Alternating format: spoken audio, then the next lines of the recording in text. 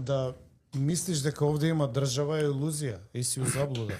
Овде нема држава. Овде има хорди, едни на власт, едни во опозиција. Де факто. Или банди, или картели. Така што, ја мислам дека само залажување е дека тука има народ, па ќе се освести народот, па ќе излезе, па ќе смени нешто народот, па ќе биде подобро. Па трт-мрт нешто, ќе тргне нешто, ќе има промена системска. Ја не верувам дека такво нешто може да се случи. И мислам дека секој поминат нареден ден субстанцијата, енергијата, есенцијата е помала и помала, затоа што едни луѓе го напуштаат овој свет, други ја напуштаат државата, се помалку се раѓаат луѓе, така што овде имаш територија осудена на пропаст. И треба тоа јасно и гласно да се каже.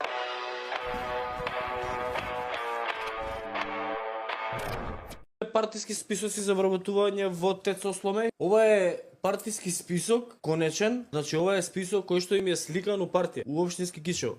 Имињата се ставени у партија. 50 луѓе ќе ги вработуваат во ТЕЦ Осломе преку Агенција за привремени вработување. 50 души ќе ги вработат од Кичево. Нема везе, фирмата е у минус, пропаѓа, ама тоа е на хартија. Па ние ќе ќе земе платиме. он од Британија пари, ќе не задужи уште поише. 50 души овие што се со знамињата што пафтале, сега ќе крка. 50 души ваму, 50 души таму.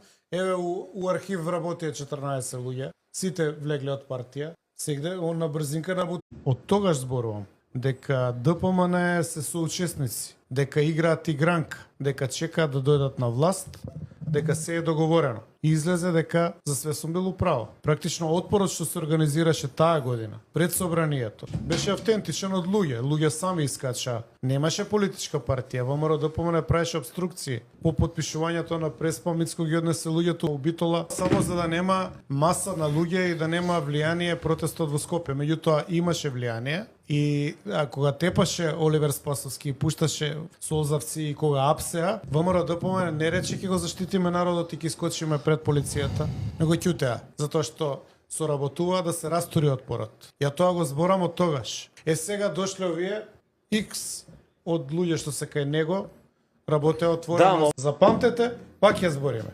Ќе биде голем скандал у Брисел, ќе има циркуси кои ќе почнат истрагите дали некој од овие луѓе се среќавал тајно со наши лобисти. Пошто таму не знам дали знаете водат логови за средбите. Мораш кога имаш средба да има време, место, рок, колку траела и така натаму. Ако не ја пријавиш средбата, одма се смета дека има некоја корупција позадина. Они имаат наведено работи кои што се сериозен проблем за Македонија, сериозен проблем по прашање на корупција, сериозен безбедносен проблем.